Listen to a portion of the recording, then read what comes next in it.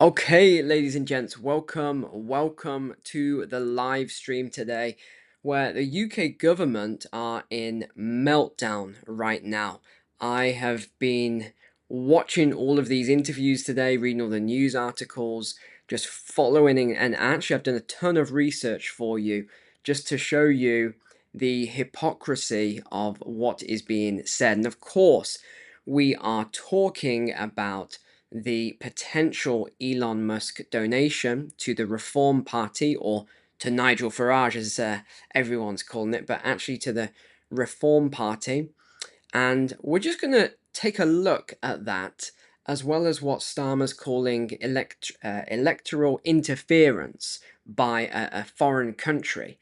I'm sure the Labour Party did that in the United States for the Democrats, but again, hypocrisy.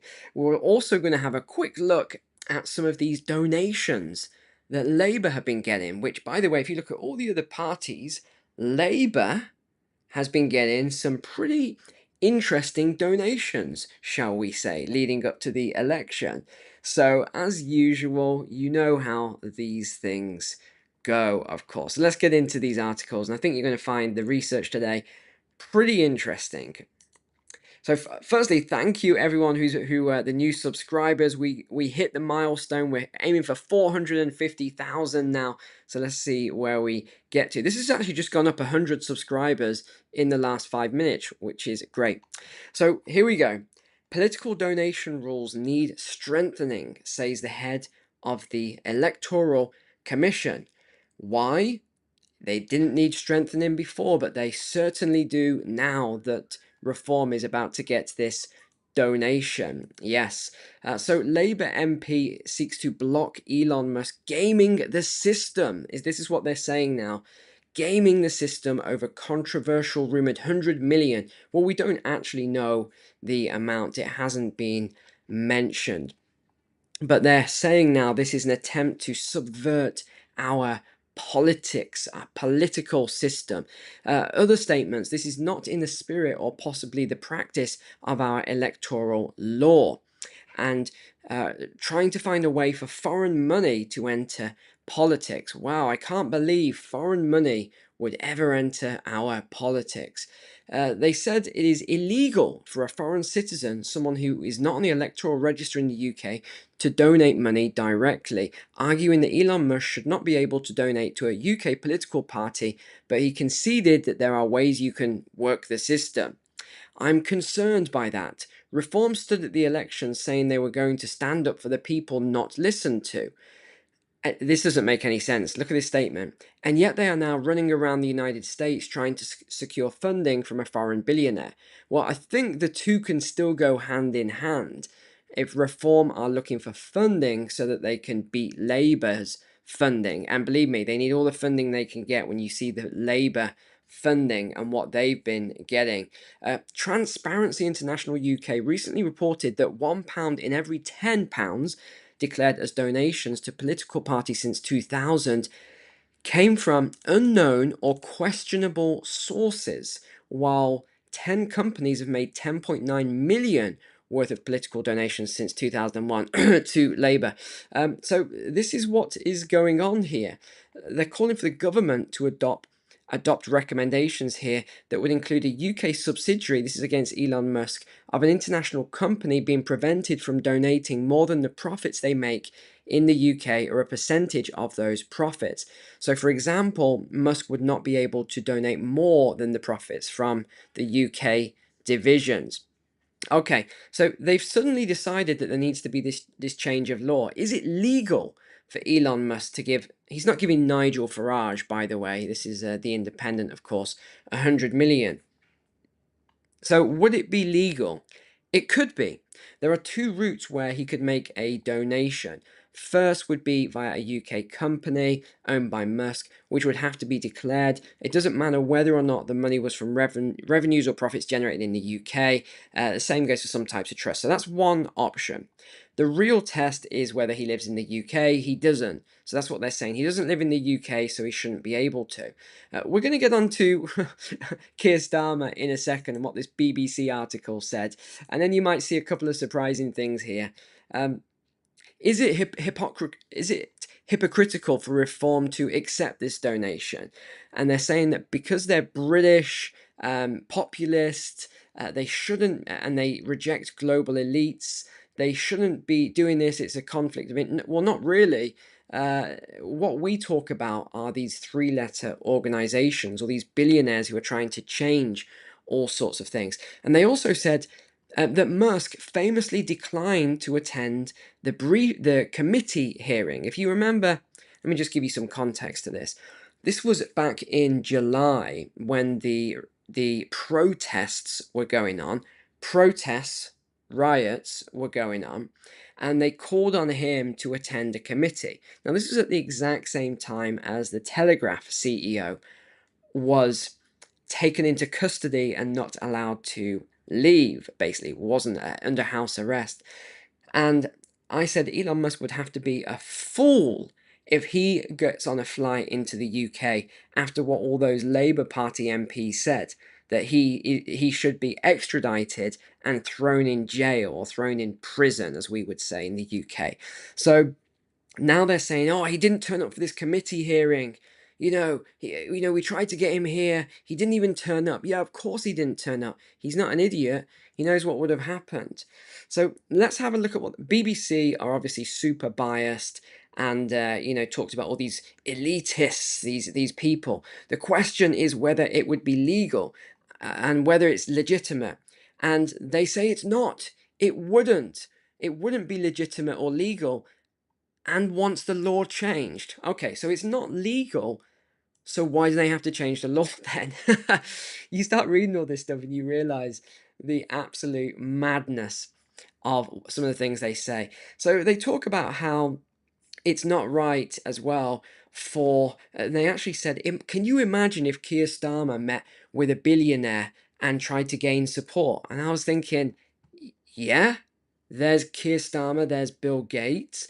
Bill Gates offered, I can't remember what the word was, but support to the Labour Party. So yeah, I can imagine that.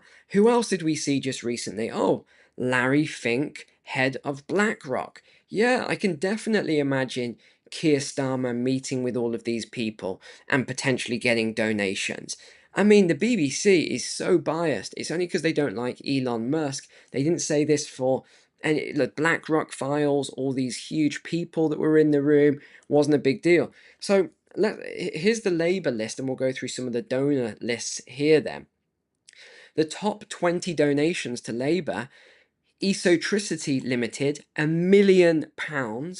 Martin Taylor, 700,000. The House of Commons donated 3 times. Again, it's the same people. A lot of unions are donating huge sums of money here. A lot of wealthy people as well. Of course, they don't mind wealthy people donating. It's only Elon Musk by the sounds of it. Well, how much did Labour raise then, just between May and July? £9.5 million. And again, going back to the what we talked, that article at the start, they can't explain, or a lot of this they're saying is very dodgy, to use my language here. A lot of these donations is they can't really explain it. It's a little bit dodgy, shell corporations and all sorts of things. So who is donating to the Labour Party? That is my question. So it wasn't a big deal when they were getting these big donations, but as soon as they're talking about Reform getting a donation, now they need to change the law. There needs to be investigations. Why is Nigel Farage interfering? He's trying to get interference. And you can go on to the electoralcommission.org, by the way, and you can just start going through. This is just the Labour Party here. All of these donations that they've been getting, and it goes on a lot. There's another 290,000 trade unions. Okay, Unison, Unite, GMB, etc. So you can see. I mean, let's go to value. Hold on, let's go to value here, and we can see some of these biggest ones here. 433,000. Another one here. 400,000. These are obviously different parties, but just to show you, some of these donations are enormous. You can do a lot with £300,000 on the electoral campaign. Now, I started looking as well at some of these big donations to the Labour Party. Some of them are quite hard to trace, But this one was quite easy. It had the registration number, company registration number. So I just went through company's house, government, and started looking into it. Bloomberg Trading, Bloomberg Trading, pretty simple. His company's house number. Bloomberg Trading, we go through, facility limited. You can then, if you want to go deeper than this, I'm not going to, but you can start going through all the officers and you can see who's active and you can start looking at who these people are that are making these large donations to the Labour Party. So anyone wants to do that, feel free. I'll leave you to it. But again, you start looking at some of these donations from trade unions alone to the Labour Party. And this is 2010 to 2015. This is trade unions, not including all of these other ones that are hard to trace. Unite, Unison, GMB. Look at all of this. This is huge, huge, very large sums of money here. And then I thought this was quite interesting that Keir's saying, oh, this is foreign interference in our election. Well, do you remember that they sent, let's bring you up to date on all of this. There's an investigation ongoing into this right now. And everyone knew, even the coverage said Britain's Labour Party is interfering in America's election. It's stupid and dangerous. And it did backfire. It did backfire in a big way. And this was Sophia Patel, head of operations at the Labour Party. She wanted to send those 100 Labour Party staff to the US, heading to North Carolina, Nevada, Pennsylvania, Virginia. I have 10 spots available for anyone available to head to the battleground state of North Carolina. We will sort your housing. So, right, you remember this. Well, what happened then? Again, there was an investigation, and they said, and this was Keir Starmer, the Prime Minister, he said party officials were volunteering for Harris in their spare time rather than in their capacity working for Labour. The Labour Party volunteers have gone over pretty much every election. They're doing it in their spare time. They're doing it as volunteers. They're staying, I think, with other volunteers over there. That's what they've done in previous elections. That's what they're doing in this election. It's very straightforward, really. I mean, nothing to see here, of course, they say. Well, actually, yeah, because as soon as it was investigated and they looked into it properly, the Labour Party argued that it wasn't organised by the Labour Party and that it was just a group of 100 friends getting together to go over there.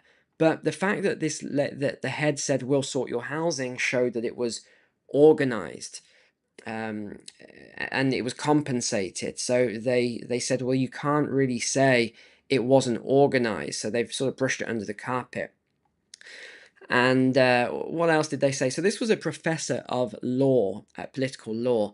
And even I was reading, I thought, here we go, lots of super left-wing stuff here. Oh, wait, even he said, I mean, if he's saying this, then it tells you the truth. He said, I think it was benign in intentions and not very serious on the ethical level. But it does look to me like it was a violation of US law, he said.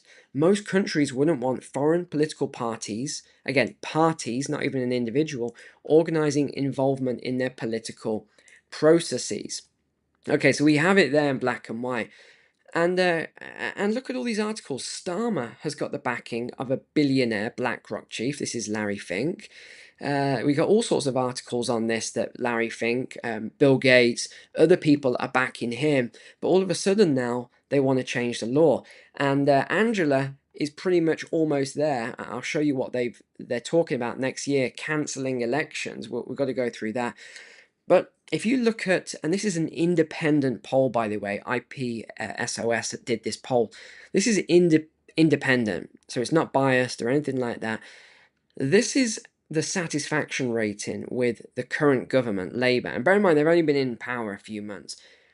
Among all, 53% are disappointed. Now, you look at Reform voters, 90% are disappointed, only 5% are pleased. Conservative voters, 81% disappointed. Even among Labour voters who voted for them, 28% are already disappointed, 33% are on the fence, and only 38% are pleased. Can you believe that? And of course, you obviously look at the age group and you see how it staggers here as well. So people are already not pleased about this. Half of Britons are disappointed over this straight away. Now, this is where it gets interesting. Angela Rayner has announced, and I've been looking into this, but I need to spend more time looking into it. She's announced that, and it's not delayed, it could be cancelled. They're saying delayed, that elections next year could be delayed. We'll use their word, by up to a year.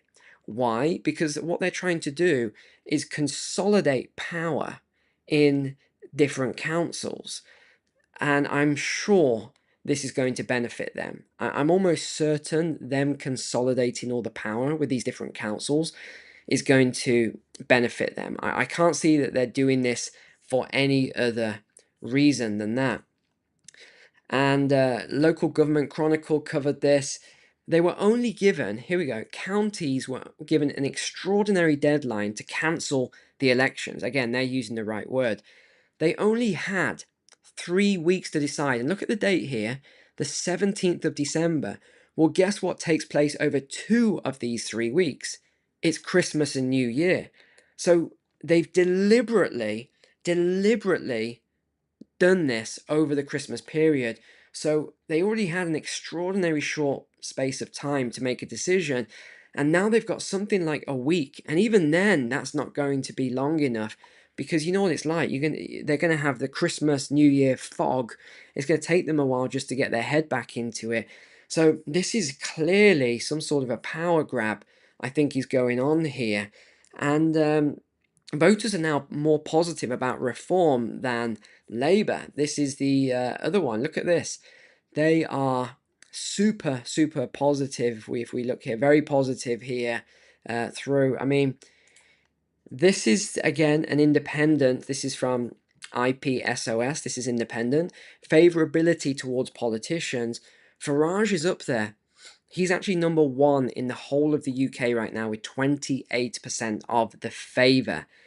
And he's not even in power, right? He retired, he's come back. Starmer, 23%, Kemi, 21%, Ed, 21%, Rachel Reeves, how she's got 18%, I'm not sure, and then it goes down. So this is what we're looking at, and I think it's going to swing very hard. The next election, I'm fairly confident, is going to reform. I mean, I've called what the last 6 or 7 so far. 6 out of 6, 7 out of 7. I'm pretty sure this one's going to reform unless they do some sneaky stuff here. They're on 21%, up 7% from the general election, in a sign its popularity has increased at the expense of Labour. So I mean, what do you think? I want to know in the comments below. What do you think with all of this? Because to me, it seems like Labour's finally got into power with a lot of backing. Where that 9 million came from, it's hard to trace. I did spend a good amount of time looking at it, and it's very difficult to trace that 9 million. Yeah, it's tough. It's tough to trace it all. And I went onto the website, the Labour website, and you have to actually email them if you want to know certain things, but there's no way they're going to give me that information. So wow, they are in absolute meltdown. They're doing everything they can right now to stop Elon making this donation, whatever it is, whatever it's going to be. I think it's gonna swing very hard. They know they're already losing ground very strongly. We know exactly where this is going, so this is going to be very interesting to watch indeed. Fireworks as we continue on with the politics with the UK. All right, thank you so much for being online. Really appreciate it. Oh, what are we up to? What are we up to? Here we go. Here we go. Where is it? 446,210. Okay, let's keep this going. We're aiming for 450. We are aiming for 450. All right, take care. God bless.